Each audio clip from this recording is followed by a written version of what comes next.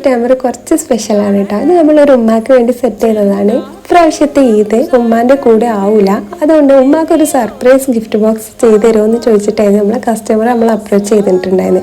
അതുകൊണ്ട് തന്നെ ഉമ്മാക്കൊരു ഫർദയും കുറച്ച് ഡേറ്റ്സും നട്ട്സും, അതുപോലെ ഉമ്മ ചോക്ലേറ്റ് പേഴ്സൺ എന്നല്ല എന്നാലും കുഴപ്പമില്ലാത്തൊരു ചോക്ലേറ്റ് വെച്ചോന്ന് പറഞ്ഞതുകൊണ്ട് നമ്മളൊരു ചോക്ലേറ്റ് ബോക്സും കൂടെ വെച്ചിട്ടുണ്ടായിരുന്നു.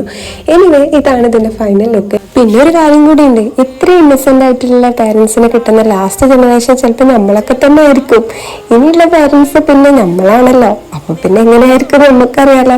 അപ്പോൾ സർപ്രൈസ് ഒന്നും കൊടുക്കാൻ ഒട്ടും വൈകണ്ട. നമ്മൾ പാരൻസിനെ സന്തോഷിപ്പിക്കാനുള്ള ഒരു നിമിഷം നമ്മൾ വെറുതെ കളയും വേണ്ട.